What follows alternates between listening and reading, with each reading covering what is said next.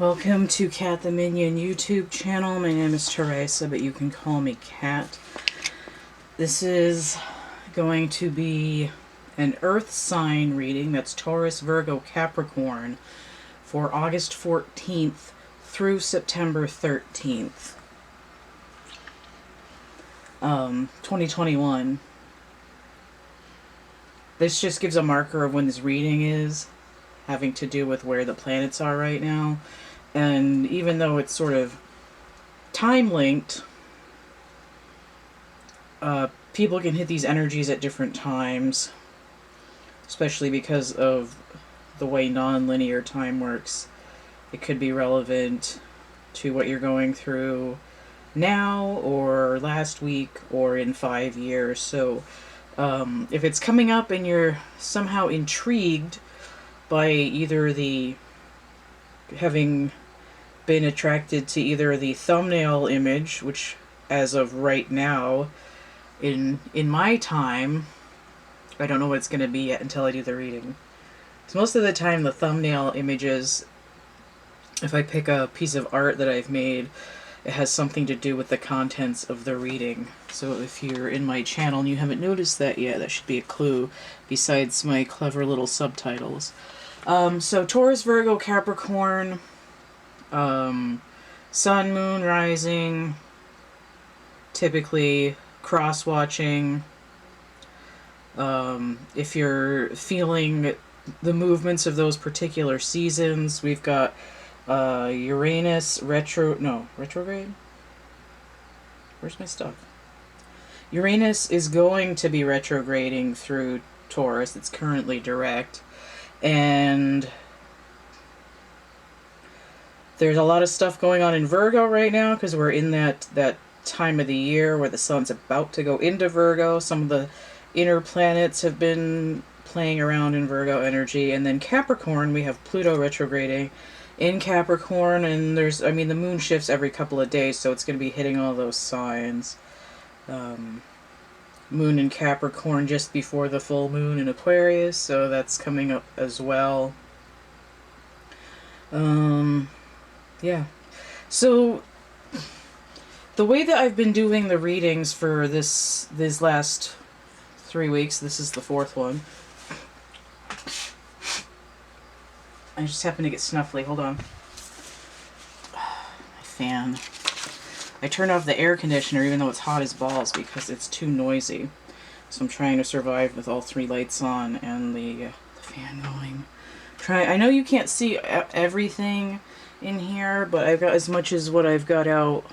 There's another card up here, so I'll move those around as I can. The cards that I've pulled out have to do with where things are in the signs. There's clusters. And I had a lot of little clusters of where the planets are in the signs, but some of them only have a couple of things. So I have this whole group over here that's only got the moon interacting with larger aspects. These cards up here all have to do with Virgo. And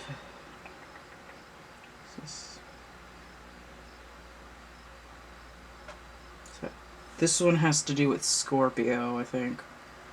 Let me see, Venus. I've got to move this a little bit. I've got my sign crooked. It's because I set this up several hours ago and then I had to take a nap, so now I'm not like super on it. I do know what I'm talking about. It's just going to take me a minute to kind of recap what I'm thinking about. This is Scorpio energy. There's a little meetup there. This chunk down here, Libra, and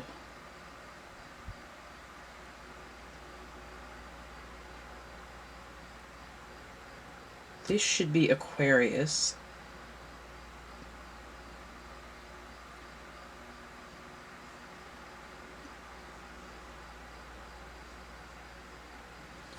I had a little section of Gemini, but this card up here in the Virgo section is sort of a repeater, so I didn't make a separate section for that, even though it's still there. And then this down here, I have the moon coming through Capricorn, but we have a retrograding outer planet I have Neptune energy hitting with the moon. We have retrograding Neptune in Pisces. I have the moon coming through Aries where Chiron is retrograding. And then I have the moon coming through Taurus. And when the moon goes through Taurus, Uranus will be retrograde again at the end of the month.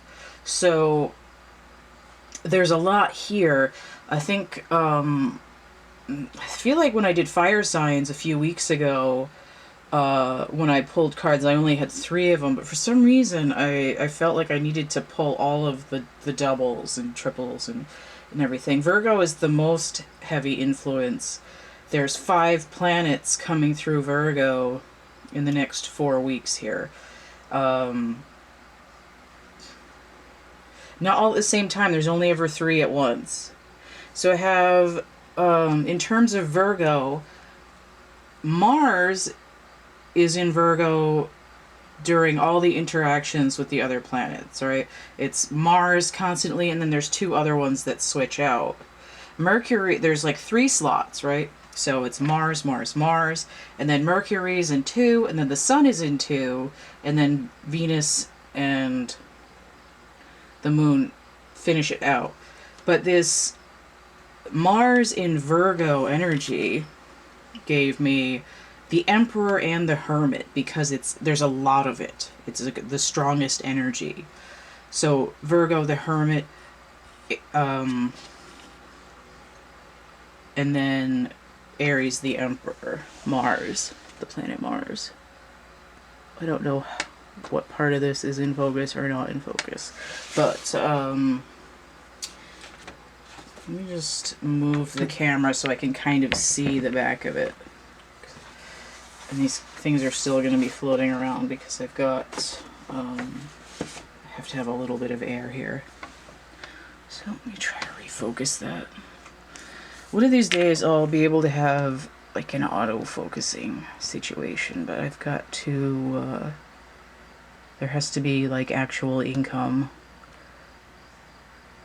above what I've been scraping together to pay bills, so before I can improve the equipment. The readings are improving, so that's something, at least in my opinion. If you go back to when I started my channel a little over 2 years ago, I'm like way more on top of what I'm doing.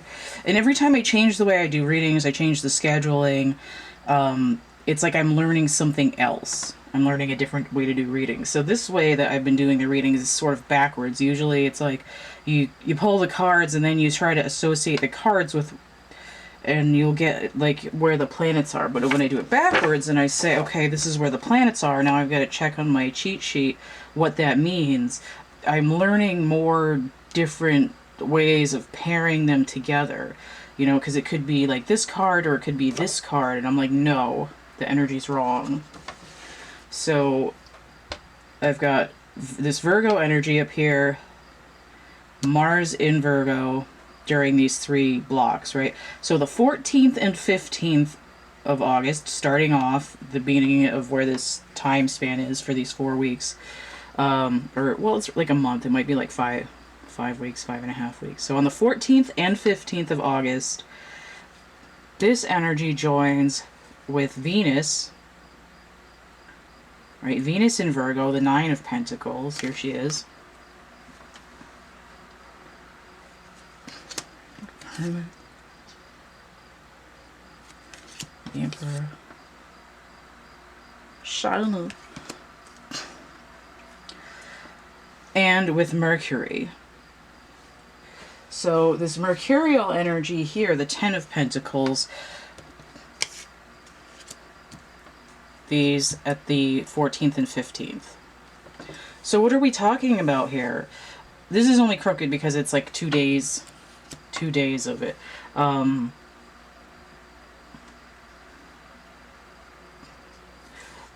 I see, I mean, this is sort of the single ladies. It's a pre-Empress. I mean, technically it could be the Empress because it's Virgo, because it's Venus, but she's sitting in Virgo. She's sort of in a maiden state, right? The single lady, the Venus mixed with Virgo, the maiden. She could be thinking about her inner child. She could be doing inner child work. What I see going on here, especially with the Emperor, is the Emperor is sort of in his own head. He's considering something during this whole period.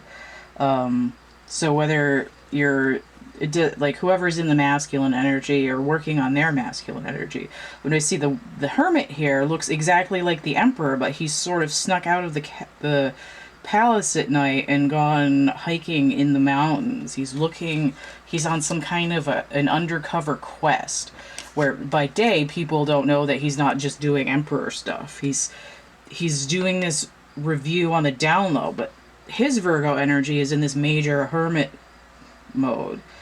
He might be investigating his inner child. He might be wondering where the feminine is in his insides. Like, where is she? Because this Ten of Pentacles usually shows a masculine and the feminine together. It's a unified self, but there's a manifestation in the physical world. You know, it's like I'm sitting on my throne. Where's my Empress? Why am I by myself?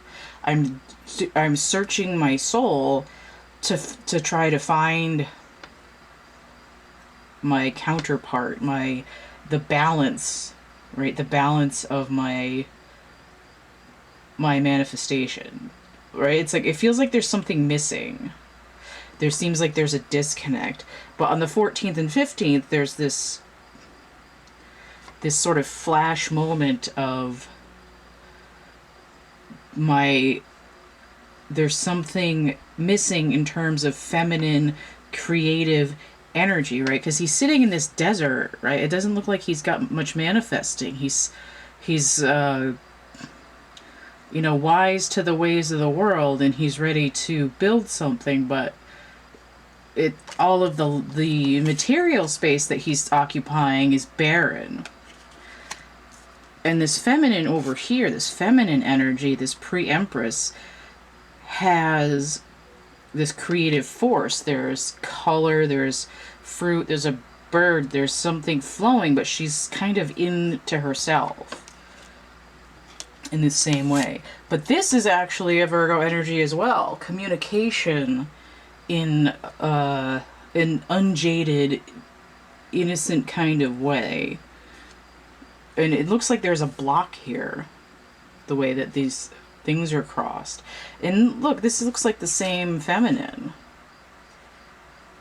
right? I mean, she's got brown skin here and her skin is yellow here, but it's the same, it looks like the same purple turban, more or less.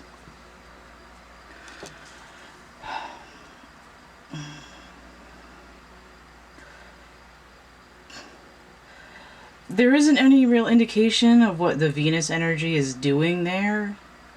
It's just, she's just sort of status quo, right? She's not moving, she's not complaining, she's just sitting there. Maybe she wants this Ten of Pentacles too, but she's still working on the 9. Right, I'm not quite there yet. Things aren't complete, but the Emperor is noticing a distinct lack in his sector, this Martian energy. I'm just thinking scorched earth, like that big scar across Mars, where it's like there's something, like an emotional scar that's blocking manifestation with the feminine energy. But even this, it looks like this same landscape behind this gate here. And we see green here. It's like there's a moth or something flapping around bothering me. It's like once the feminine goes through this gateway to flapping around during my reading. I'm sure there was a message there, but I got a dead bug on the back of my card. Ugh, gross. Okay, do we see this green here? It's like the feminine has gone through this gateway. And look how the Emperor now, it's like he's becoming younger. It's almost like he's about ready to decay himself. He's getting old. But with his life force, when the masculine and feminine energies are together and not disjointed, or one of them's One or both of them is no longer distorted, they're aligned. There's a balance, there's a completion here, but it's like once the feminine and the masculine join in the material world, there's no backtracking. You cannot go back through that door. And it might be like, this is taking a long time, you know, someday my prince will come, like from the photo mat, right? Like Mon Prince Deja en Chemin kind of thing. It's like, what's taking so long? You know, I'm not getting any younger kind of thing, but it's a material commitment. You can't unbake a cake. And this is sort of what happens. This is the looking before you leap, but it's happening internally with the masculine energy on the 14th and 15th. Okay, I'm going to start another section because I will forget where I left off if I screw things up. Okay, so the 22nd to 29th is the next alignment with these cards. So I still have Mars and I still have Mercury. So these cards are still active, these three here. But now I have the Sun in Virgo. And this is the Eight of Pentacles that comes in. The Sun in Virgo. So I have the 10, I have the 8. That's 18 Pentacles. That's a lot of energy. That's almost the moon. But it's a low vibration and it all has to do with material. It's like the secret to success, basically. Right, this could be the younger version of the Emperor again. Also the lower vibration. He's, you know, he's got his hair cut. So it's out of his way. He's trying to make something.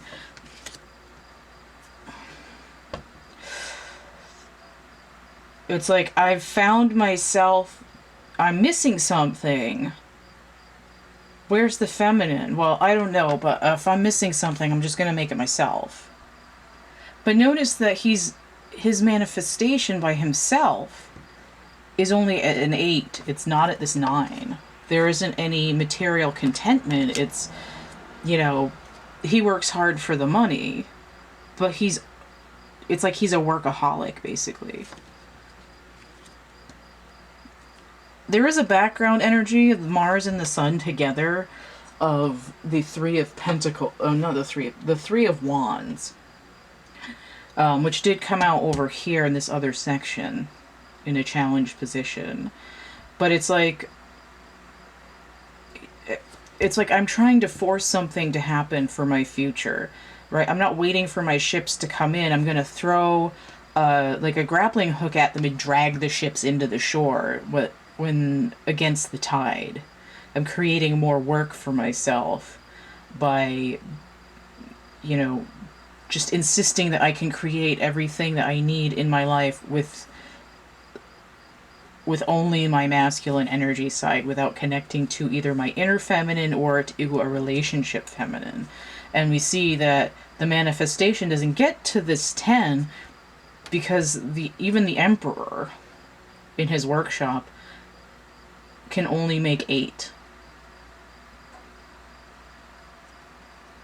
The secret, the moon, this low vibration moon energy, the secret to Pentacles, success, manifestation, is eluding him. Right? It's like, I'm doing all this work, I'm busy, so I don't have to think about it. But when I'm by myself, I feel like I'm out in the cold, in the dark. But this is what I'm presenting to everybody, that I'm cool, I'm fine, look at me, I'm working.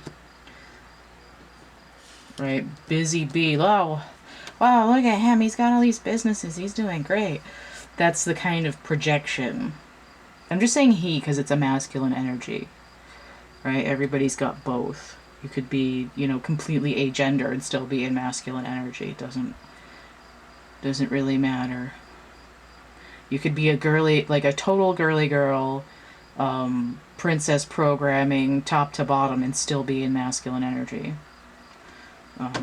Still have distorted masculine energy, or restricted masculine energy in some way.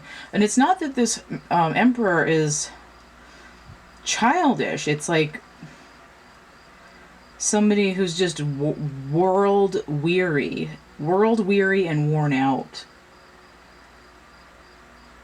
You know, it's like, I'm not cheerful, I'm not playful, I'm just busy. Right? I'm adulting, but it's not fun.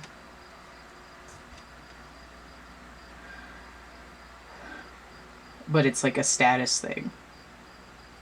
The other Virgo energy that's coming in later, I mean, there's kind of like a week and a half gap between these three segments. The last section is the Sun and Mars. So these cards come back again for the 6th and 7th of September. 7th is the new moon. So notice how I was already talking about the moon here. The 6th and 7th of September with with Mars and the Sun and the Moon now in Virgo. So this card that I've picked for the Moon in Virgo is the Ten of Swords. Now, this is the Sun in Gemini. But Gemini and Virgo are both ruled by Mercury. Alright. So if I had Mercury in Virgo, I could say, like, oh, I've got I've got 2 Mercury. That could be the Lovers, or it could be the Magician. It could even be the Hermit, because that's mercurial energy too. But that's not how it came out for me. So even though this is technically Gemini, it's still that mercurial zodiac sign energy, because there's still 2 until we, apply it to some other planetary body as yet discovered. I can take this if I want to, because it's a Sun card inverted that tells me moon energy. So I have this 10 of Swords inverted, and it tells me there's a cycle being completed in which some kind of pain is being released, and this is happening in the new moon. And notice how dark this card is, right? There's no moonlight there. And I do have this 10 back here, so there's a sandwich. I start off with the 10.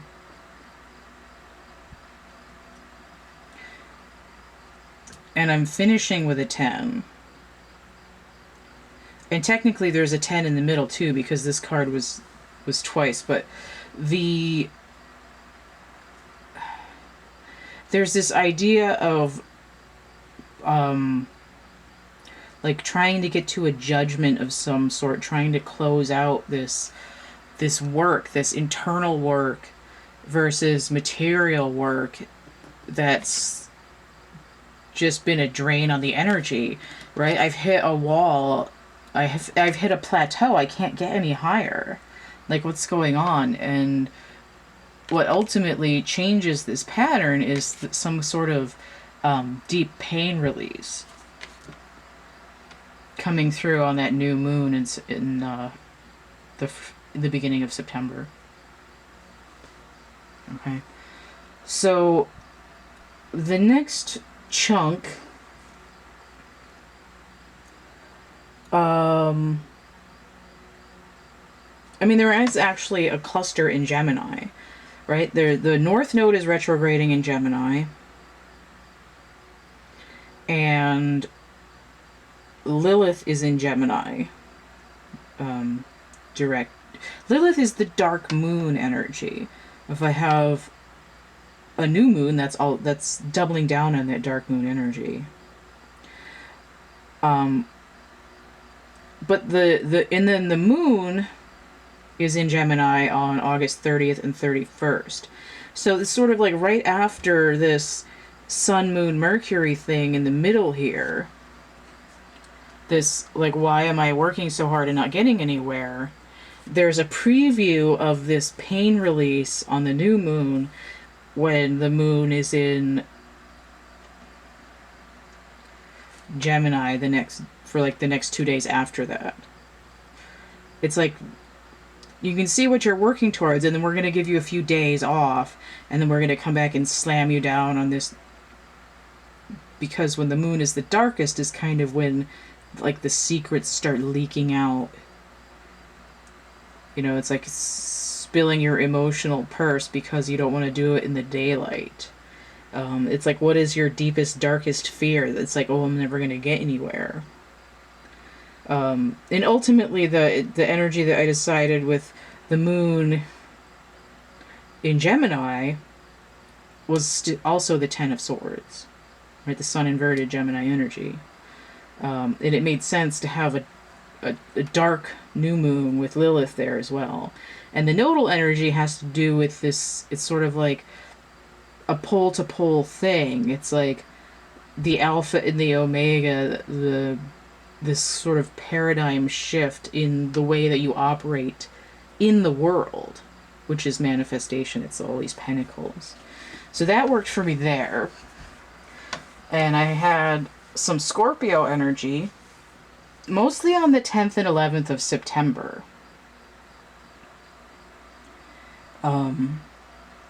Because Venus and the moon are both in Scorpio on the 10th and 11th. Okay, Venus continues to be in Scorpio after that, but the moon moves on. Now, completely separate from the Venus, the moon is also in Scorpio on the 14th and 15th of August. There's in the sprint of a month, there's almost always a double of the moon in one sign and then finishing in another one, because the month is longer than the 29.5-day moon cycle. So we get these callbacks at the beginning and the end of the reading span. This one isn't as pronounced. I had one where it was like 5 days in the same sign, and then there was like 2 other ones. This one, there's only a repeat in Scorpio and Sagittarius. I did not do Sagittarian energy because there really wasn't that much else going on. But there's the 10th through the 13th of September is calling back to the moon position on the 14th through 17th of August. But what we're looking at is that this cluster in Scorpio of Venus and the moon, which could be the Two of Cups, right? Venus and Cancer, relates back to what's going on in terms of moon energy on the 14th and 15th. Right? Like, what is the moon in Scorpio? What does that feel like?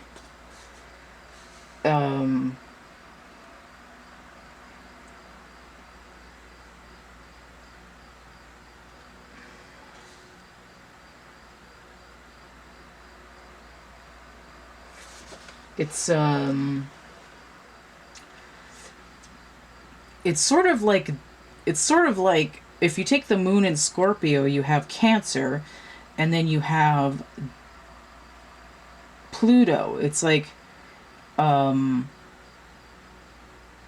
reflection and death kind of energy. And it ends up being kind of similar to Lilith energy in general.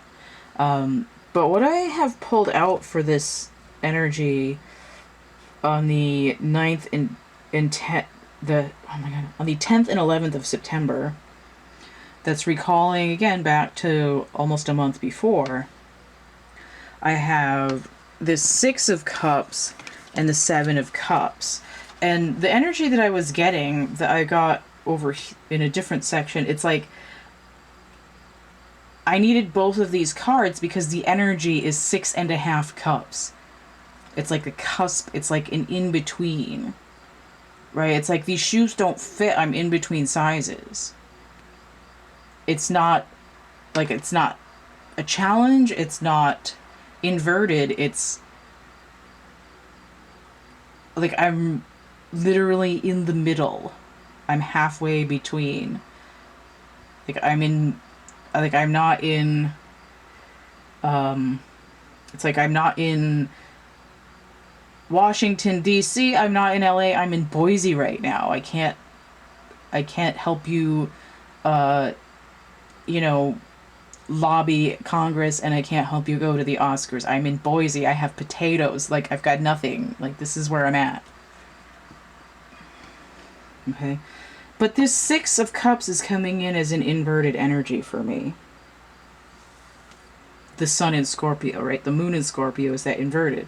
Seven of Cups. What do I have? Oh, that's the Venus. Venus in Scorpio energy. This is Seven of Cups. So I've got the popcorn card here, and I've got the retrofitted reminiscing card here. It's like I'm no longer romanticizing the past, but I still don't know what the hell I'm doing.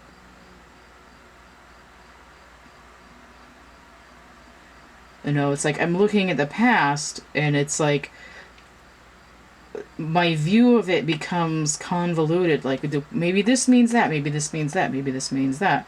It's like I'm choosing my own adventure on how to rewrite my memories, but I'm in the middle of a thing. You know, it's like I'm defragging my hard drive, and my computer can't do any new processes until it's done with all, like, defragging all this crap. That's basically what that energy is doing.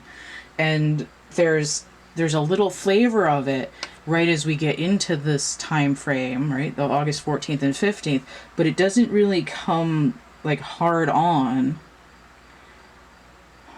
Take that as you want it. Until the 10th and 11th of September.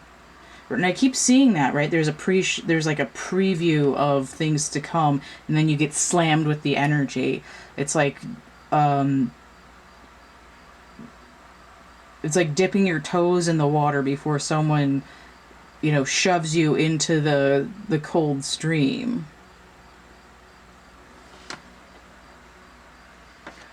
Okay, so that was Scorpio.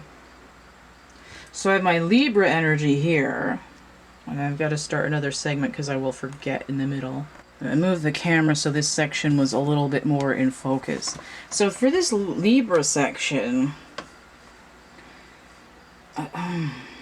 we have the Moon and Mercury and Venus. This is sort of like the trio of the month here. Keep playing back and forth with each other. On the 8th and 9th of September, the Moon and Mercury and Venus are together. We should point out that Venus and Mercury are playing together from August 30th through September 9th. So there's sort of this background of, I want to say it's sort of like a younger masculine playing with an older feminine energy. Or it could be more of a trickster masculine, right? An immature masculine with a feminine that's trying to that's like slightly more aligned. But the Mercury energy could be also, which is a little bit weird because Mercury is usually a trickster. He's usually younger.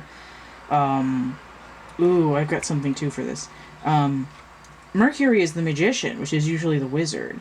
But I found out, I was watching this video yesterday, and this really stuffy, boring English guy was droning on and on about different proto-Germanic gods and goddesses. And apparently, Woden, from which we get Wednesday, was often equated with Mercury. And we see that because Wednesday is called Mercredi in French. And there's an equivalent Italian that's also mercurial. And Odin was essentially, like, he was described as being sort of crazy. But the way that I interpreted it was like he was a berserker. And we see that Mercury is sort of a wild, untamed, like, professional crazy person. Right, sort of like a trickster, basically, but there's this sort of wild man kind of element. But to me, that makes more sense to say that Odin is the magician. And this sort of milder, more playful version is that youthful masculine energy. Alright. So that... I don't know why that was relevant, but... Oh yeah, because Mercury and Venus.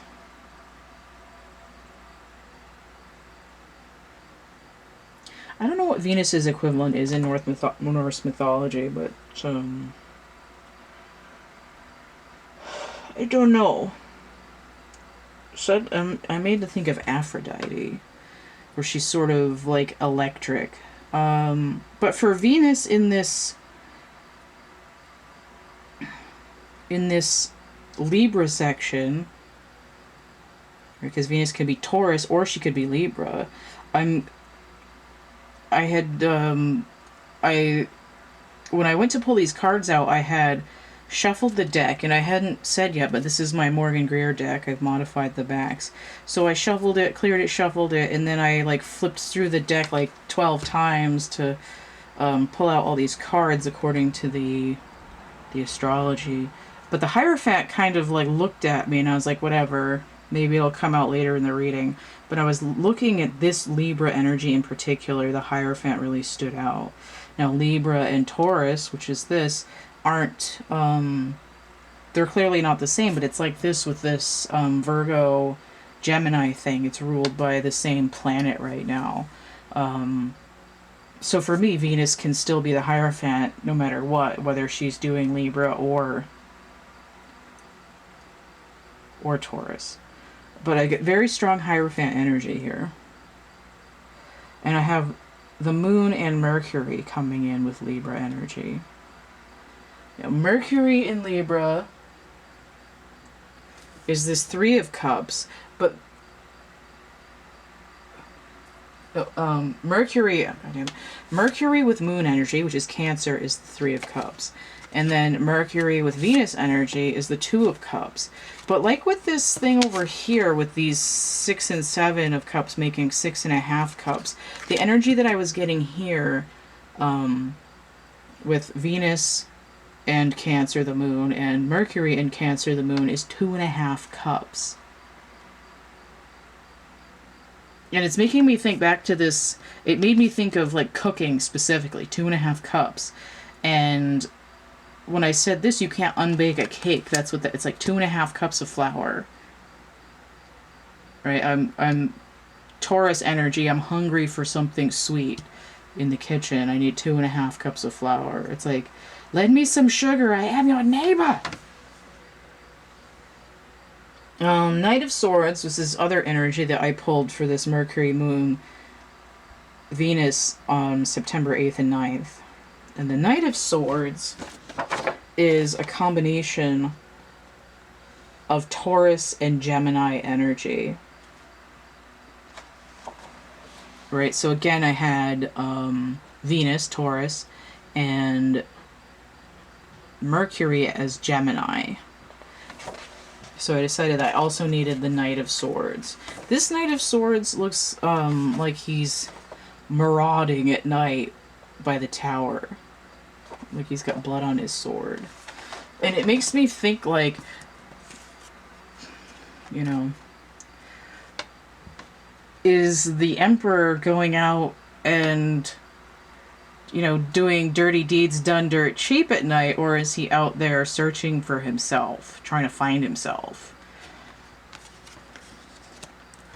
But this Knight of Swords energy indicates that actually more of a communication factor. But this card always looks destructive in this deck. But I see red here, there's some red here, and there's red here. So what's going on? Just heard bake me a cake as fast as you can.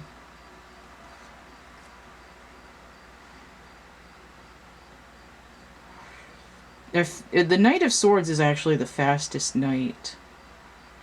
It's like I need to download this recipe as fast as I possibly can. But what is, I mean, what is the Hierophant? It's the connection to the spiritual. Where I was talking a little bit about Mercury as being the magician, the Odin, the wizard, the berserker, instead of the youth. But if I take the magician and the emperor together, that's 1 and 4. That's 5. That's the Hierophant. The feminine's way of getting to the Hierophant is the High Priestess, which is over here in the reading. Over there. In the Empress.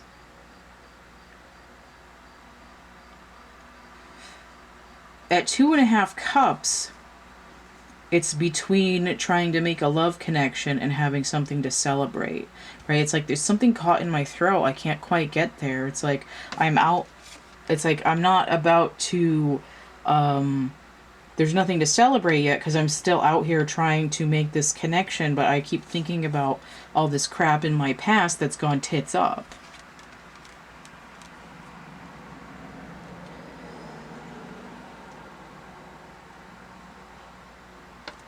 You know, this is like the burnt out crater of the tower.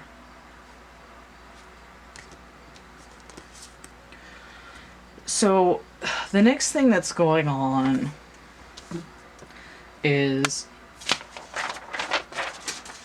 Aquarian energy. So we have specifically the 20th to the 22nd. Let me move these over. The 20th to the 22nd of August with the full moon in Aquarius. So for the full moon in Aquarius, I brought out the moon and the star because they were really strong energies for me. So the moon, typically Cancer energy. Well, I mean, for some reason in the tarot they decided that the moon is ruled by Pisces, which is really stupid. So the moon, Cancer. Just make it make sense. And then we have Aquarius, the star. But look how similar these colors are. This like blue-green fantasy here. The water even like goes in the same place. So is it one of those boy bands? It's like I Swear, with the moon and the stars in the sky. This I swear, blah blah blah. Anyway, this song sucks. Now,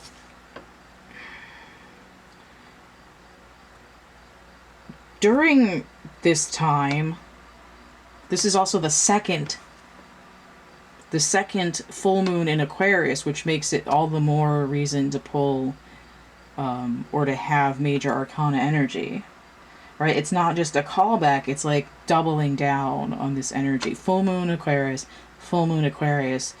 and this new moon over here is in between those, sandwiched in between. This is the 2.5 cups, the 6.5 cups, sandwiched in between these two full moons in Aquarius. But what's also going on in Aquarius is Saturn and Jupiter are retrograding through Aquarius during this full moon on the 22nd. Right? I mean, the moon's in there for a couple days, but the full moon itself is on the 22nd. Did I do that right? Yes. 20th to the 22nd. It's a little bit of possibly judgment energy, but this full moon happening on the 22nd, it's the second moon. It looks like 2, Roman numeral 2, 11, and then 22 is double 11. So there's this universal timing aspect. It could also be this idea of the masculine and the feminine coming together, like one full moon in Aquarius for the masculine, one full moon in Aquarius for the feminine. Like you each get like his and hers towels. But this Saturn and Sagittarius energy, because Jupiter and Sagittarius are the same thing, it tells me 10 of Wands, but they're retrograde. So it's inverted. So not only is this pain being released, but there's a burden of some kind being released as well. Right? I'm not carrying around all this shit anymore. And why am I doing that? Because I've been trying to process all my childhood trauma and not just pretend like everything was fine. Right? I've got to work my way through all this crap that I was told that was, you know, it's like all the things about my childhood that aren't true. It's like, you weren't bad at school. You weren't fine. There is no Santa Claus. You know, your hamster didn't go to live on a farm. It's buried in the backyard and the cat ate it and all that, you know. Things about your formative stuff that needs to be gotten rid of. It's no longer going to be weighing you down. It's opening up the way for more, for communication. And this is sort of like the destruction, right? I'm not going to keep repairing this tower. Like, I'm going to burn all this wood. Is that it? No, there's more energy. Ugh! I haven't gotten any other cards yet. The other thing that's happening is I've got Capricorn, Pisces, Aries, and Taurus, with sort of heavy hitters in them, right? I've got Pluto, Neptune, Uranus, and then Chiron, way the hell out there. And then the moon comes through there, and for some reason, for this Earth reading, the moon passing through those signs was important. So what's the first one here? On the 18th and 19th of August, the moon goes through Capricorn, where Pluto is retrograding. And the energy that's... Okay. So the energy that I'm getting for that is the Seven of Wands inverted. Okay. Now, it's traditionally Mars in Leo, but I had previously reassigned it Pluto energy. And when the Leo card is inverted, that's the moon. So I have the moon in... the moon energy and Pluto energy retrograding. Right. It's happening in Capricorn. There isn't anything specifically Capricorn, but this energy is... I'm letting down my guard. Right? I'm no longer defending... like, I can no longer defend all this crap in my head anymore. Right, notice 7 and 7, right? I'm moving on. And this is what the moon energy is helping, right? It's notice I said the moon and Scorpio energy is like moon energy and death energy. It's like Lilith. It's that dark side.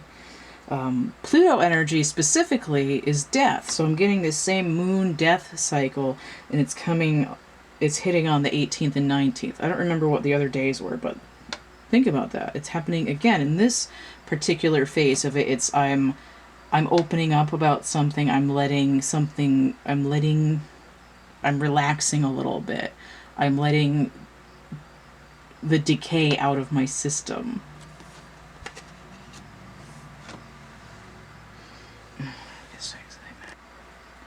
So the next block is the 23rd and 24th of August, when the moon comes through Pisces while Neptune is retrograding. So I've got the High Priestess here,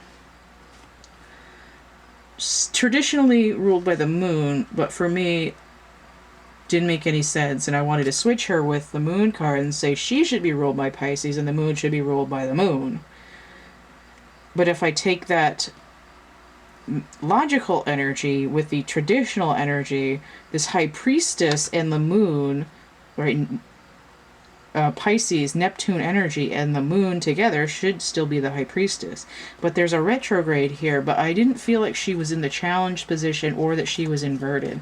But I have her at this slightly cockeyed energy. It's like it's almost like a plant that's got a little bit of sunlight and it's bending to get to the sunlight.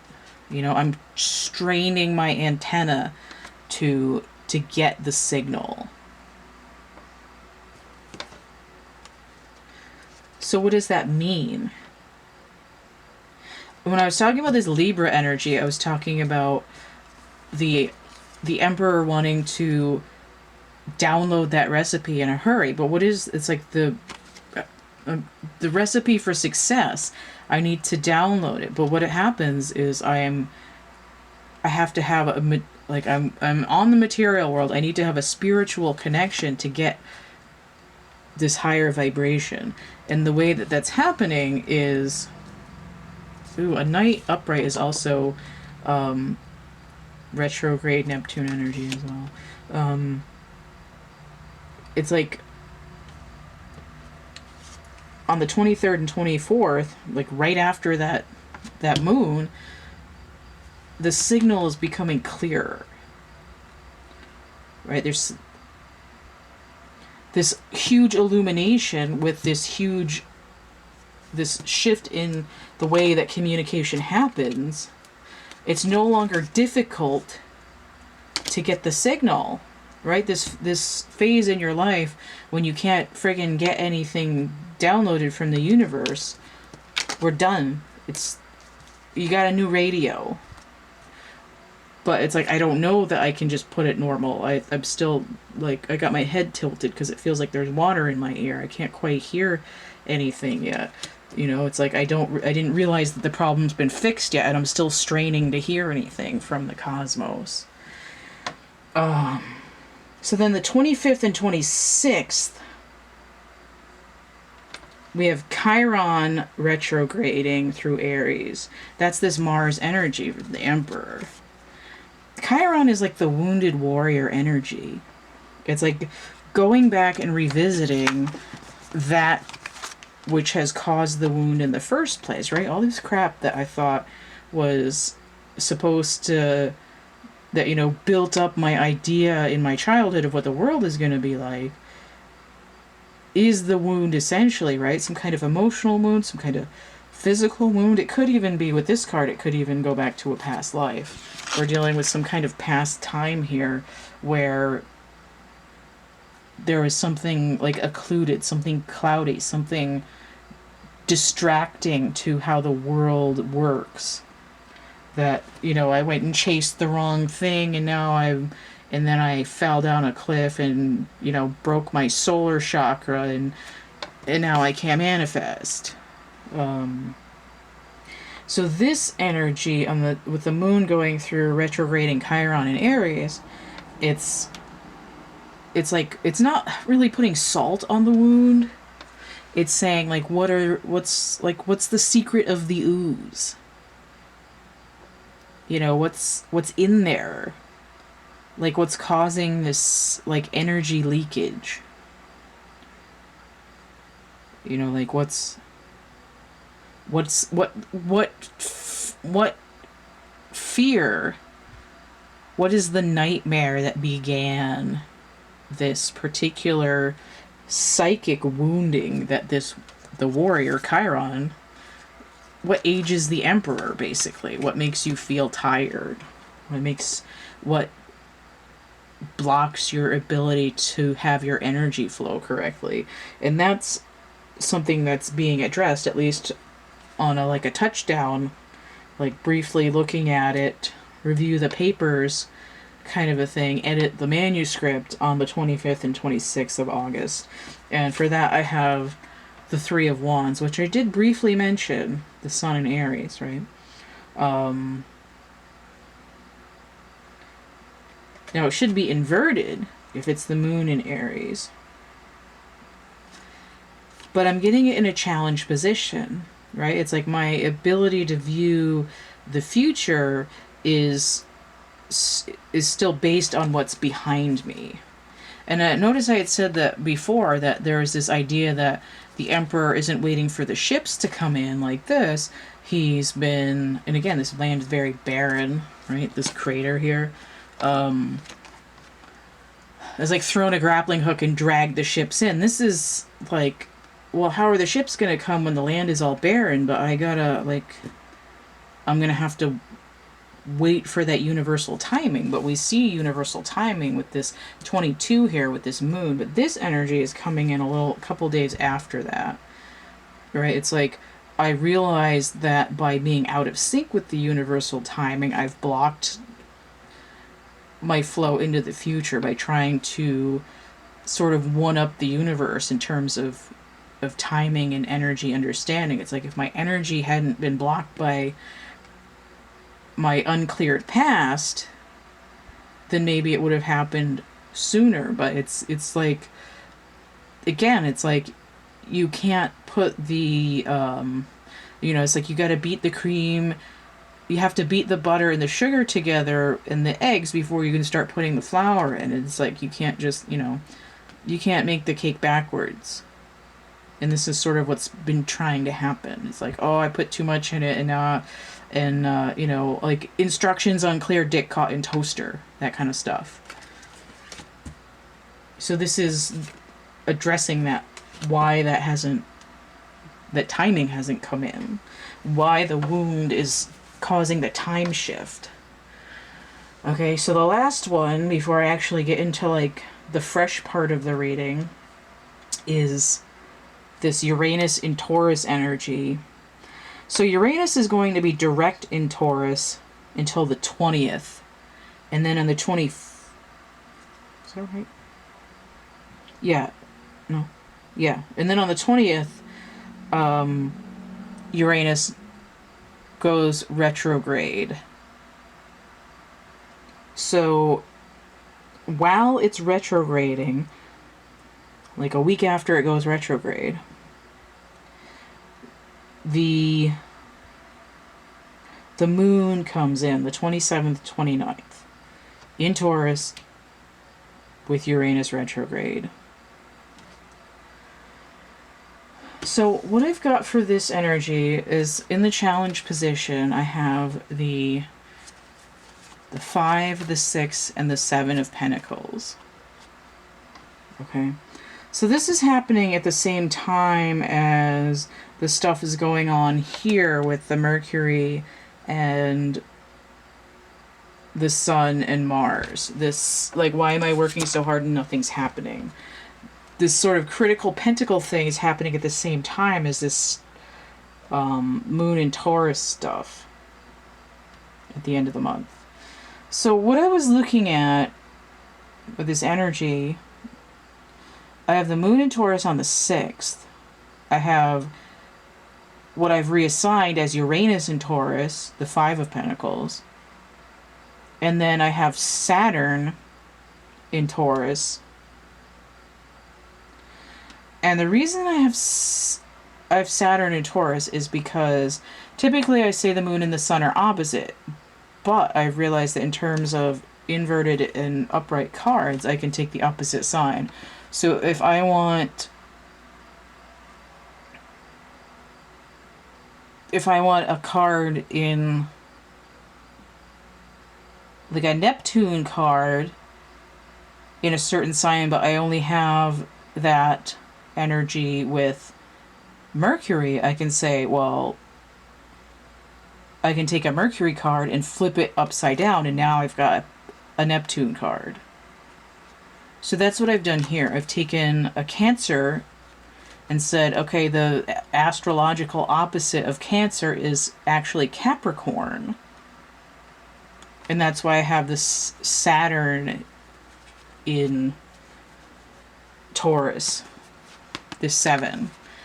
But this isn't a half thing. It's not like, oh, I'm going like 5.5, I'm going 6.5. It's sort of like the energy can't land on one of these 3 energies. It keeps kind of fluctuating in and out like an electron, twisting around all 3 of these at once. It's like they're all 3 of these energies together, like a peanut butter and jelly and banana sandwich, right? It's all in the same sandwich, and we're biting through it at once, and it's like choking on it. I can't swallow it. I can't seem to get through this energy. It's like one of those striped toothpastes, right? And I'm trying to brush my teeth, and I can't get the crap out of my teeth. But we have this, like, I feel left out in the cold. I'm trying to, like, generate enough like heart-centeredness and manifestation that I can be giving to other people, but I'm also like things are taking a long time and I'm getting impatient and I'm waiting for, like I feel out in the cold because I'm waiting so long for my stuff to grow so that I can give enough to myself and others, but it's not happening yet. So it's oscillating between this 5, 6, and 7 energy and just sort of like a circle jerk going around. And it's like I can't seem to get out of this energy. It's like I try to, like I'm screwed if I do and I screwed if I don't. And we see this, what I'm seeing is like driving down the road at night and you see the moon in the sky. And you're enjoying it, but as you go down the road, you're going through the woods, and every time you go by a tree, it blocks the light again. So you're trying to see the moon, and then you can't see it because you can only look a certain angle out the window, and it's like, now you see it, now you don't, now you see it, now you don't, now you see it, now you don't. And it's this kind of thing with these cards, where it keeps blinking in and out of existence. It also is making me think of the double slit experiment. Notice how I said electron, too. Right, where it's like, this is the thing, and you can either go through here or you can go through here, but it's creating this wave pattern where it's sort of like the waveform is actually hitting all of this at once, and you can't get a clear position. So Uranus retrograding through Taurus with moon energy, and this is a challenge, right? It's like I've worked so hard to overcome. And notice how this is happening at the same time as this, right? I've worked really hard, but why am I not getting to the 10? It's like, until you resolve all these other problems, it's like, in order to get past this, you have to work 4 times as hard just to get to an 8. This is coming in essentially for this Emperor energy.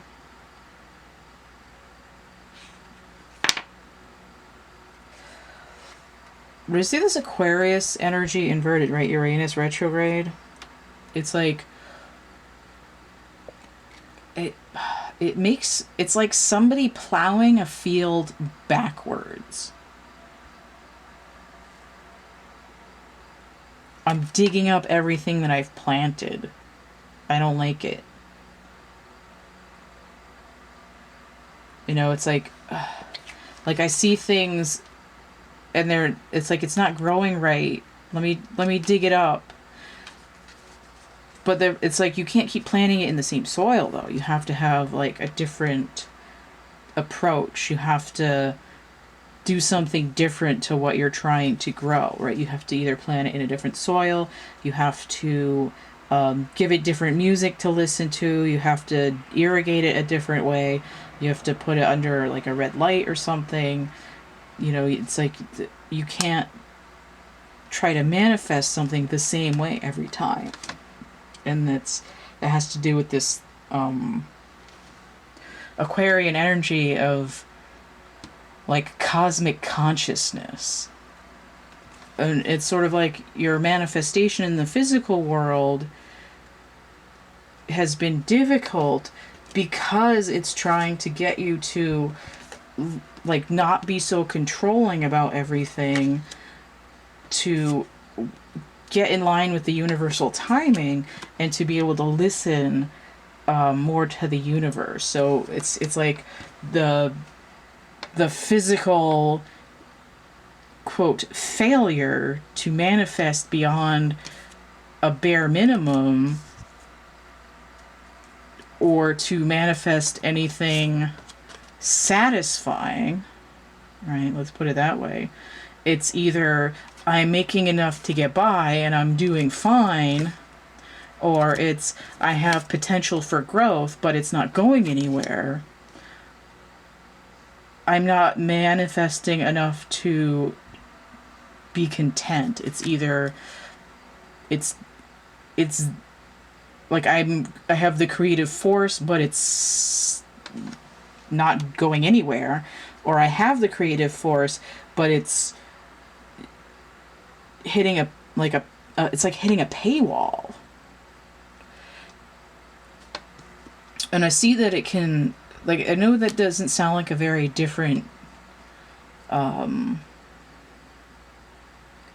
description, but it's like, even if a feminine is, even if you're in this emperor energy, like I might be working too hard and not coming up with anything. But I might also be in my feminine energy where I'm creating like a mofo, but it's not going anywhere. This is like it's going somewhere, and people are like, oh, amazing. And then you're like, yeah, but there's a big hole in my life that nobody else notices because all they see is like me being shiny in front of it.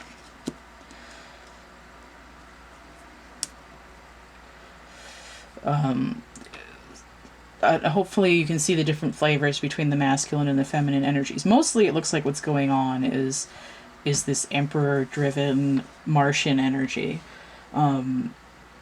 This reading isn't even done yet, though, because these readings have 3 decks. So I've been using the Morgan Greer. I don't know if I need to get more cards out of that yet.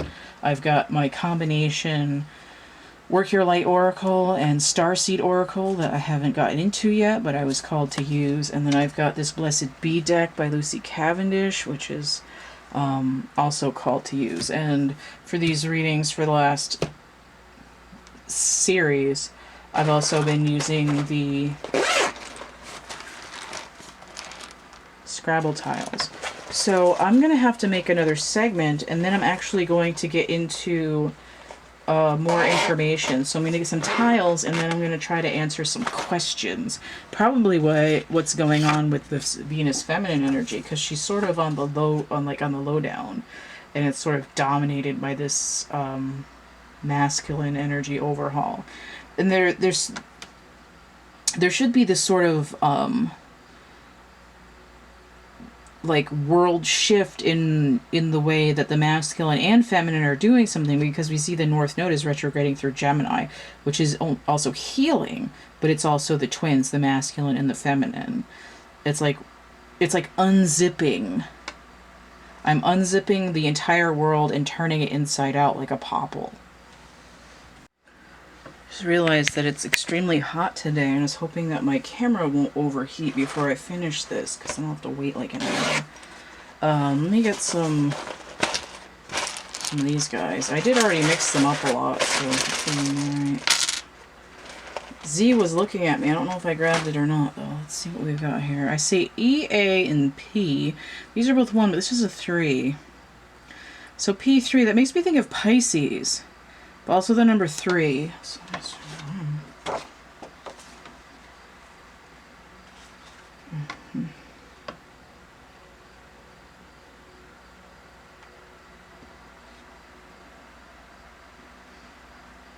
Okay, so I've got the Queen of Wands. Possibly. Interesting. Okay, so P-E-A, that's P. Be like the princess and the P. Like, are you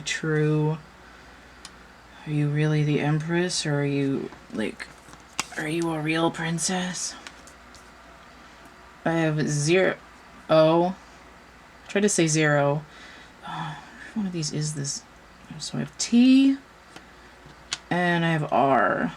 Oh, pear. Interesting.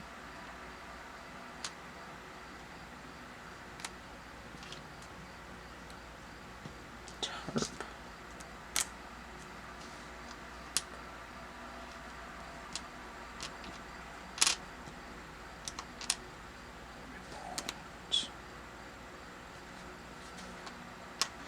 Oh, it's making me think it's trying to say airport, but it's not spelled right.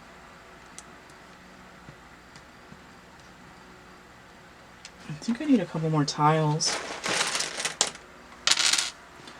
Alright, so I have N and the letter I. This looks like 1. This was making me think of the Fool, which is Aquarian energy. No, I'm not doing the Io moon again.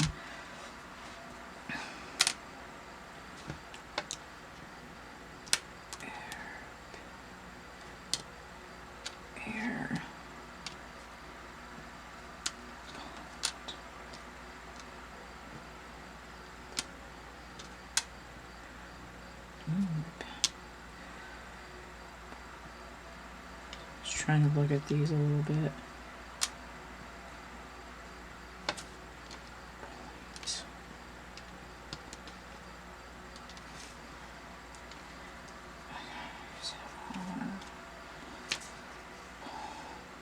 R and point.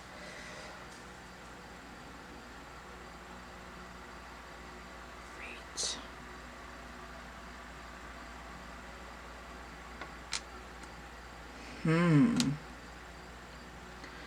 Okay. So I have pare, P-A-R-E, which is like to like kind of like to whittle something down, like to dig it out or scoop it out like a hole. Then I have point. I don't think that's, oh, if I switch these though, that doesn't, I don't like that. I'm not quite there yet. I'm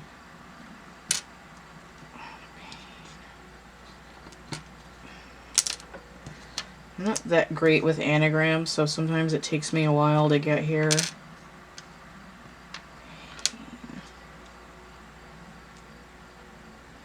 Toner and pain.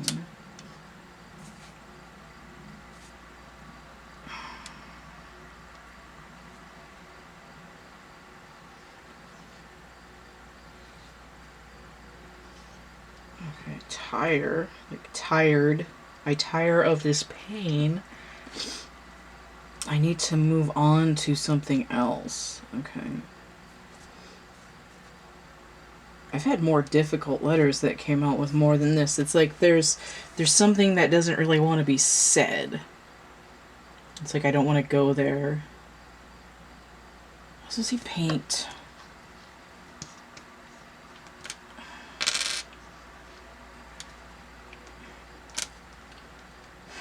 Ore is like iron ore, any kind of ore from the ground.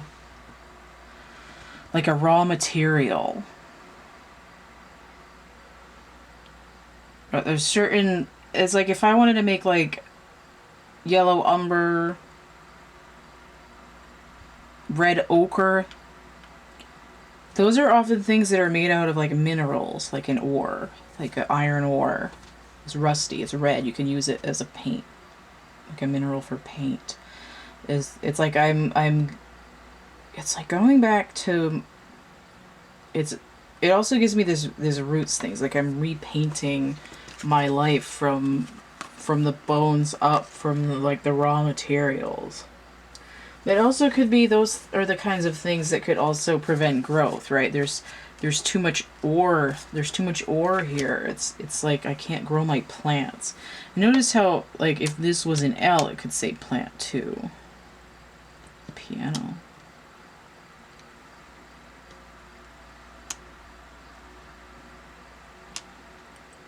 Piano. Trip. Like a three pianos.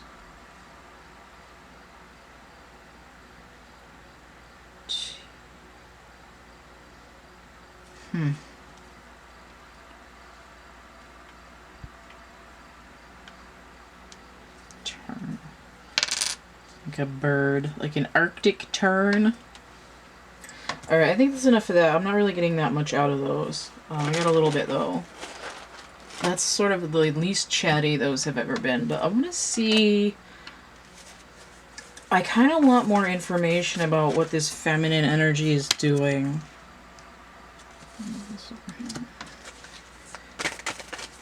Rent.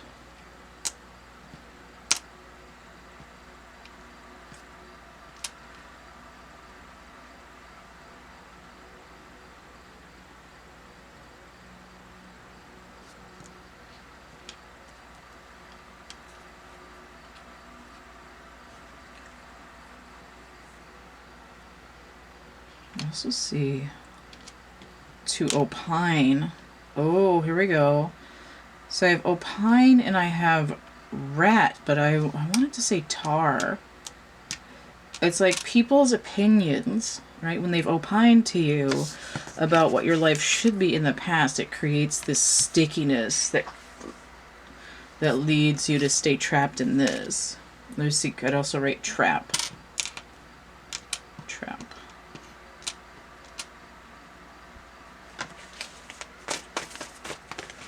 Alright, so what is going on with the feminine energy in particular? Because there's so much going on with the masculine.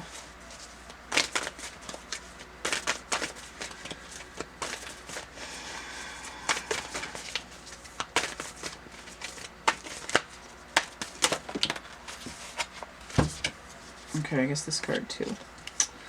Alright. Pillar of Light. Your vibration is rising. You are the Oracle. Okay, that would lead more into the High Priestess. So this says, Anna, grandmother of Jesus, if I didn't try to read 2 words at once. Seeding the light, laying foundations, or divine plan. This is coming in inverted. Notice there's seeding, and I said that there was a problem with replanting and digging stuff up. This is a delay or confusion when I get these cards inverted. So this is in the challenge position. It's cracked open. Rock bottom, surrender to the alchemy of life. Alright, so there's a little bit of this, like, static ripping, like pulling Velcro apart. Like it's not coming, like my seatbelt stuck, it's not coming undone willingly. Trust the timing, trust the wave you came in on, time is not running out. Okay, so this is like this energy here. It's still coming in really with masculine energy. It's like struggling to accept universal timing and being like, why is my stuff, like, I don't want to try to seed light anymore because every time I plant something, it dies. You know, I should just, like, I'm running out of time, I should just give up. But the thing that's really blocking it is to let go, to have this surrender. And I said alchemy. There was something over here that reminded me of that. Oh, and I said ore, like ores that, like, can you be used in like chemistry and metallurgy as well. Think of alchemy.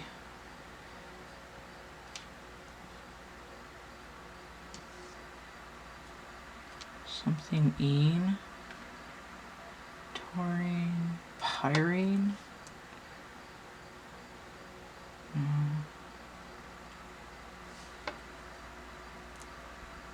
What is one of the elements?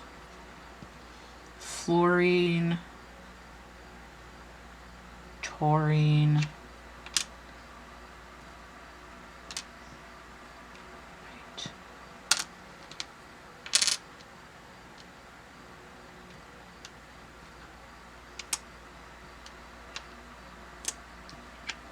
Oh, I can't remember stuff right now.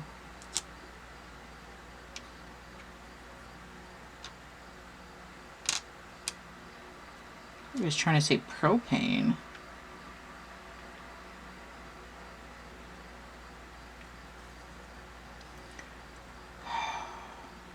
Why can't I think of anything?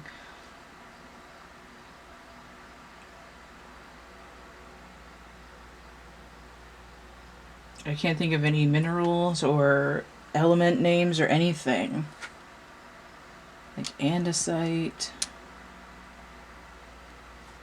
Opalite? Is that a word? Maybe that's something. I'm not sure. Should be like opalite or something.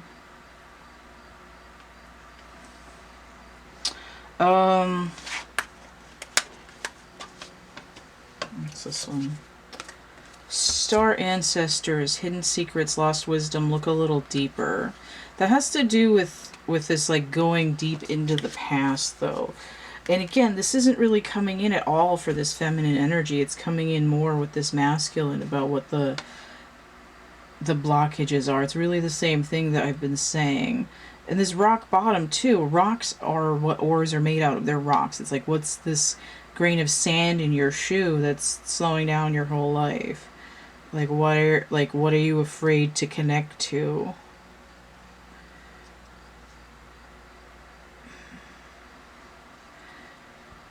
No, if I'm thinking about plants, though, the Emperor, Aries energy is a fire energy. It's an expansive energy. But it's something that's anchored to a spot and then grows outwards like a plant. Right? Leo energy just sits in one spot and radiates. That's kind of what this feminine energy is doing. But her light isn't going very far. She's in this twilight zone. And then Sagittarius energy, which is sort of Serna appearing in this film, is sort of flung outwards. It's like Sagittarius energy is like, I'm going over there. And I'm going to like spread my energy that way. So if the Emperor wants growth, then he does have to have this sort of anchoring. But if the root, the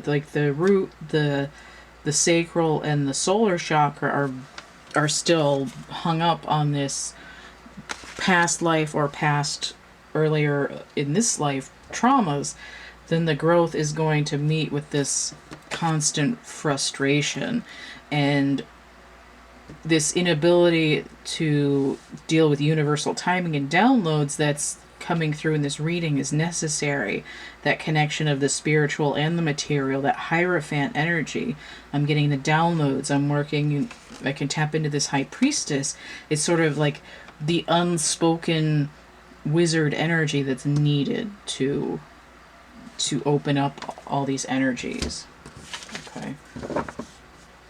So I think I might have to get some more tarot if I wanted to get into what the feminine is doing, because she's sort of not giving up her secrets.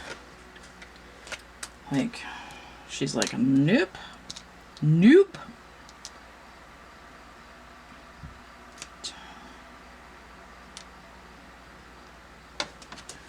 Rita be like, nope.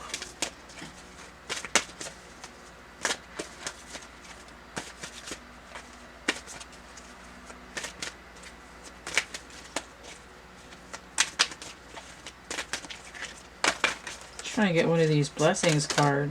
I got this one. Coming in the challenge position. A blessing on a resolution, 27, breaking down to 9. So in the 27th, it's sort of going back to this energy here.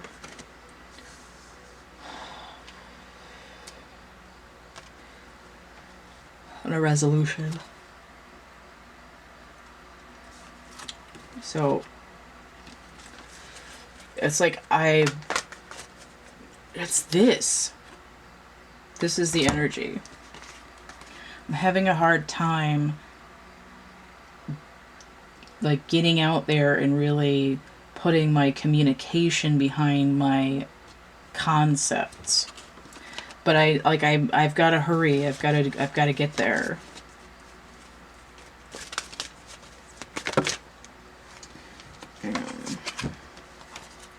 Morrigan's blessing of peace after battle. I mean, coming down to 10, a completion, 46. This is, I mean, the battle is constantly, it's like doing the same thing over and over again, expecting a different result, right? It's like knowing is half the battle. Like, I know something needs to change. Now what do I know? What it is that's got to be, like, I've got to, this is the defrag, right? I need to run my antivirus to get rid of all this crap that's slowing down my life. That people have planted these seeds of destruction in me and said, like, you suck at this, or nobody likes you, or, you owe me for being born, that kind of stuff. This is like, knowing is half the battle, and then the rest of the battle is being able to communicate what you're doing, to be able to express, to speak it into being, right? It's like, you can't be all up in your head, only all up in your head, or only physical. There has to be a connection. You have to speak your thoughts into the world, and that is actually the battle itself, right? The resolve to break out. And we go from 9 to 10 here, and this is a 12. this night. And then we also have a blessing on your day. Now this one, I think this one came out inverted, but this is a 5. This is that Hierophant energy. And we see this sort of Venus type character, which is what that Taurian energy does. But we also see an air element connecting into what? The earth, right? This is an air element coming in for the earth sign, right? Earth signs. And we see that there's a shift or a pivot here after this completion. Okay, so I need a little bit more on the feminine energy, and then I'm going to wrap this up. So I want to see if I can get anything else on this feminine. I mean, I was going to say there isn't really that much Capricorn energy in this reading either. Right? I talked a lot about Virgo. I talked about this Taurian energy, but not much about Capricorn, but it did come in with this Pluto energy. We're looking at this specifically. But I'm still trying to figure out what that has to do with this feminine energy. Let me see if she'll give up some of her secrets.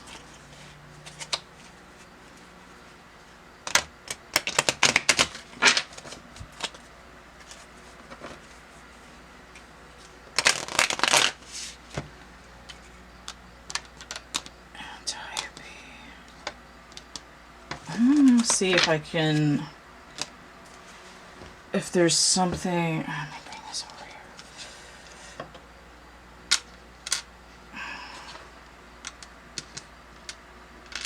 See if there's anything in my Greek encyclopedia thing about that.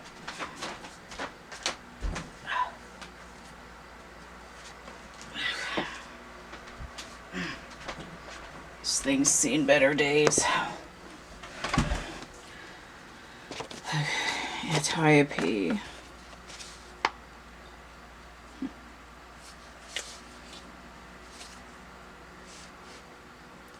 Doctor appointment from probably several years ago. Alright, so let me look and see if there's anything under ATP.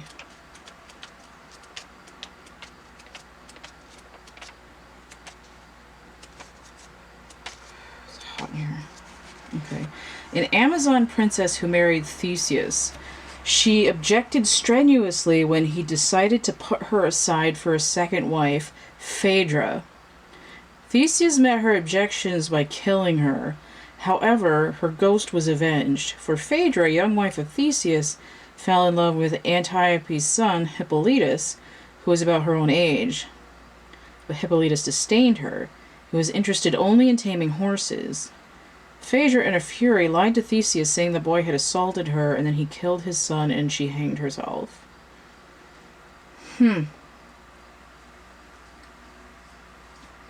That's some kind of like sick, twisted love triangle shit. So it looks like perhaps the feminine and this emperor masculine have been involved in a past life or earlier in this life in some kind of really strenuous, messed up love triangle situation thing. Okay. Like, things could have gone south, like hell in a handbasket type of stuff. Or, if not this masculine, just in general. So the past stuff that's going on for this feminine might have to do with not extending herself until she's sure that the masculine genuinely wants her. She's like, I'm not letting my creative flow outwards. I'm not going to produce any children or like material comfort. I'm not going to put work into creating something with a masculine energy until there's some kind of proof, right? It's not just send me a canvas of you and then I'll come and marry you. It's there needs to be some pudding with proof in it. And I'm gonna just kind of sit in my own bubble until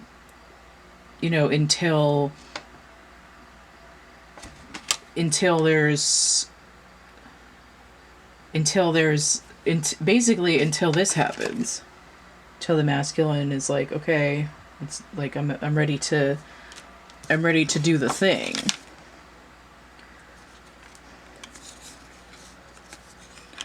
So there's sort of a dark side to the feminine energy here. Okay, the fan just blew this Wheel of Fortune over. So here's the Sagittarian energy that is... Oh, this kind of looks like her too. That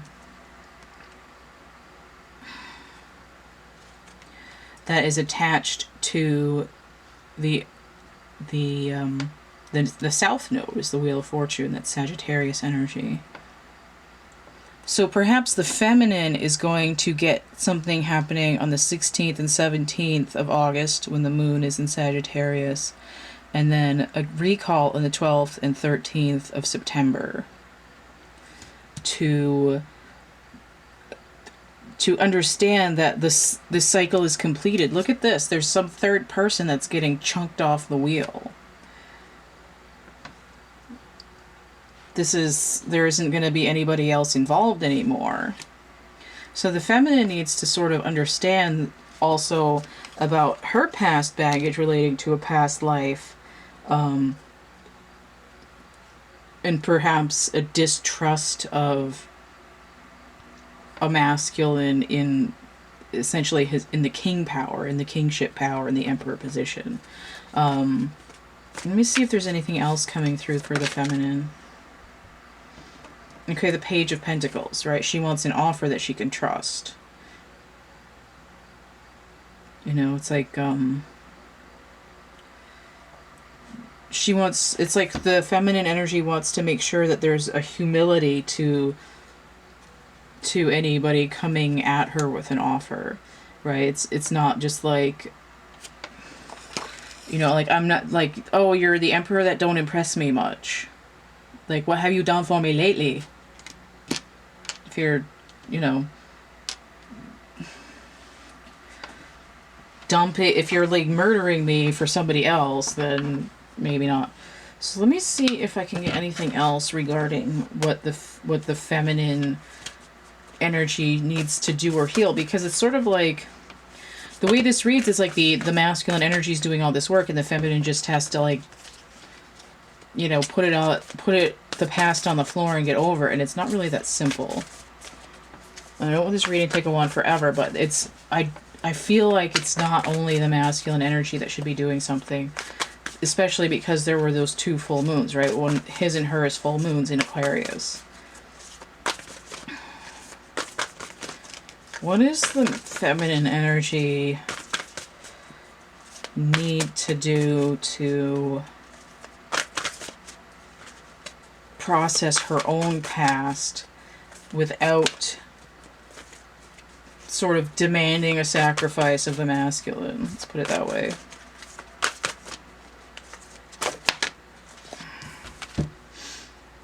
The Golden Children, inner child, tenderness, innocence, and rare gifts. Coming in inverted. Look at this, there's this big sun here and a portal. This to me is like this. The Golden Children. Like her kind of unraveling past traumas is like a more galactic level than this sort of mundane defragging. It's like it's like there isn't coming much into the reading because it's almost like, and again, it's like I had to read it out of this Greek myths. There's the trauma that the feminine is working on is something that is so far removed from her current life, right? It's not just like, oh, my last 3 past lives, and then when I was a kid, like 40 years ago, it's, or like 15 years ago, depending on how old you are. It's like, this is something that happened like 2,000 years ago that's still screwing my energy field up. Like, I don't even remember what it is, which is why there isn't a lot coming out. It's like I have to read about it in this mythology, because the gateway to the past, you know, it's multiple people, many lifetimes ago. Okay, let's see what's on the bottom of this deck. You're already doing it. Stop overthinking it. Keep facing your true north. Okay.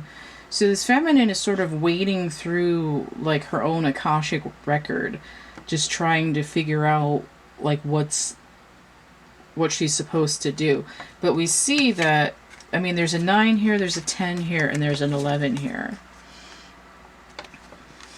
Right.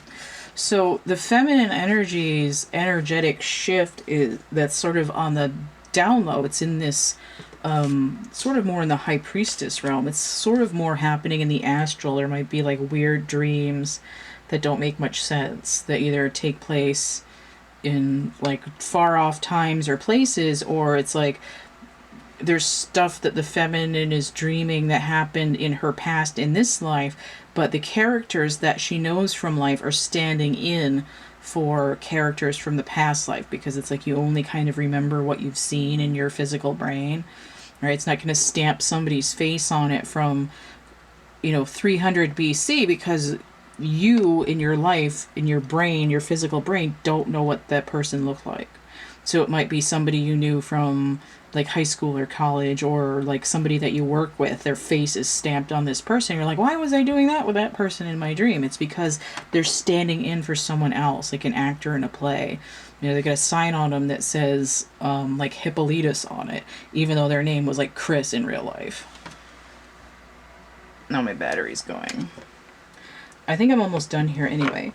So we see that there's this higher dimensional, extra dimensional stuff going on for the feminine that took the battery died as foretold. This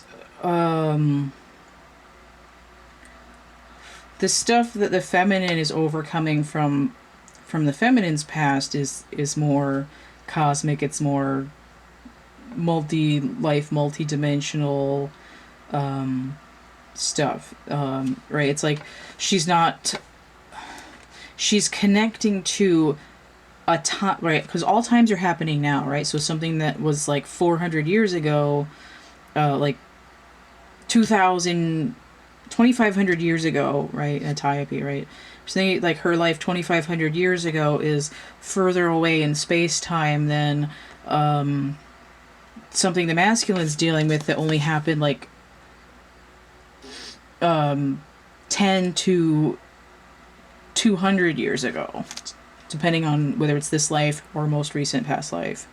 The time scale is smaller, so it's like the masculine is more connected to the trauma that he's working through. He only has to take the bus 3 blocks down the street and he's reached his destination, and he's gonna go clean out his storage unit. The feminine has to go like 2 light years. She's going to Alpha Centauri in terms of distance to get to this past life. So the connection to it isn't as material as what's going on for the masculine, which is why most of the reading has to do with the masculine energy. The feminine's going to be working through this in terms of energy only, meditation, Reiki, dreams, chakra stuff, maybe even past life regression if that works for you, having somebody read your past life energy if you can't, those kinds of things. Now, I'm not just saying it because I have a past life reading that you can buy from me. I'm just saying that it's something that's come up for me, where I had somebody telling me about a past life that I didn't remember, that brought up some really deep, like physically, emotionally, mentally scarring trauma events that I have to process now, that weren't part of the like dozen past lives that I did remember. And that's the kind of stuff that the feminine is going to be working through. Right? I'm like, what does this mean? This like, right? And you can sort of tell triggers for past lives. It's like, what things are you scared of? Right? Are you afraid of being burned alive? Are you afraid of being buried alive? Do you have childbirthing trauma? Like, are you afraid to get pregnant? Do you hate kids? Do you hate religion? Do you hate this? Do you hate that? Do you have an irrational fear of like earthworms or something. Do you, like, are you scared of being buried alive? Are you claustrophobic? That kind of stuff. It might lead to some past lives, right? Especially if, you know, this Antiope thing where her husband, like, offed her or something. You know, it's like just like irrationally suspicious of other people, like always thinking they're with somebody else when there's no reason in your current life to think that. Those kinds of things. Long-term, galactic, distant memory, faraway time scale kind of dream world things. Okay? Whereas the masculine energy is the entire rest of the reading. This connection, the defragging the most recent baggage, right? Earlier in this life, maybe like the last few past lives, stuff that basically more stuff of like what you're told growing up, people that like impress their values on you, you know, like absent father, overbearing parents, you know, narcissistic parents, that kind of stuff. People making fun of you, outcast, those kinds of things. I mean, they could lead back to further past lives, but the masculine has most to deal with earlier childhood stuff or just a couple of recent past lives, right? Maybe like a handful. This one is like going way, way back into the distance, where you have to, you know, take a Stargate to get there if you want to do it now. This is just like going down to the movie theater. Okay, so that's what's going on there. If that doesn't make sense, if you're dealing with feminine energy, I recommend my past life reading. Or for each of these, you could also get the life purpose reading that I have, and then you could tack on the specific question, which is a little bit more expensive and adds like 9 more cards. And then for masculine energy, if you're not getting that or the past life reading, I would recommend the Roadblock Moguls, because that's going to help identify any more blockages. Or you could just look at all the readings that I offer, check out the playlist, and figure out if you want one of them. And then you can add Scrabble tiles for $7, and or add charms from my 200 and plus bucket of charms for $7. You could get both for 14. You can have like a video conference for an extra $35. Because that would require scheduling and stuff, or just wait for me to email you the URL for a pre-recorded thing like this. So then there's the list of readings. I also have the chapbook packs. You know, this is just a sample, and it's gonna have dark poetry in it. From my book Lantern, but it's like, you know, folded up in a little,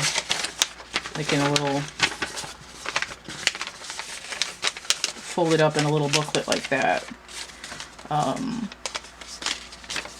then it's gonna have like 3 to 5 little bits of art and stuff in it, so it's like images like these just jammed right in there, and they're the price of a greeting card. So those, let me get this moved over. So that stuff is all going to be available. If you want to, you can email me for the readings. Here we go. The chapbook packs are on Etsy. The readings are, I'm going to have like slides of what the readings are like at the end of this video, but you can also go to my WordPress. It's the best I could do for a website right now, because I have neither the skills or the money or the energy to make anything better at the moment. It's just what I could do to have a website. But the readings are listed below. They're listed here. There's going to be, again, slides at the end of this video with them. If you want to see the readings that I offer and how they work, it's in the readings for sale playlist here in my YouTube. And I've got more poetry over here in my book Lantern. It's Amazon, Kindle Direct Publishing, so it's paperback and it's in Kindle format. I've got 2 coloring books to help you deal with your stress, work out your frustration, and help you meditate while you think about your past lives. And I've got merch and prints here, Cafe Press and DeviantArt. A lot of it's going to be psychedelic. If you want these sort of energy expression, psychedelic images, you can have it printed out on a t-shirt. You can wear it around and get the vibration to help you deal with your stuff. It's sort of like it's like a physical manifestation of like listening to meditation music. That's what a lot of my psychedelic art does and is for specifically. So I've got that there. I've got some stuff on Etsy, a couple of the originals that all my prints are derived from. I've got a couple of celebrity portraits, book characters, and those are going to be chunking off bits to donate to charity when they sell. So check those out. I've got a couple of stuffed animals, foam lotus, drawings, paintings, etchings. I've got some angels over here on Etsy, so check those out. Including I think I put Gabriel up for sale. I have the entity channeling of Gabriel and Uriel, and those drawings are for sale. And then you can get prints of them too. So you can get like a coffee mug, right? Drink out of Uriel. And then a Cafe Press, right? So you could get travel mug, coffee cup, shot glass with the image on it, and then drink out of that, and you'd be getting that energy signature. So that might help too. Is that it? Yes. If you found this helpful, useful, you liked it, you want an energy exchange, tip jar, it's PayPal, Cash App, or Venmo. And then also if you want to get a reading, those same things. And I think that's it. Don't forget to like, share, subscribe, comment. Those are free and it helps me. Check out my playlists tab, my discussion tab, and stay groovy, and we'll see you later. Bye.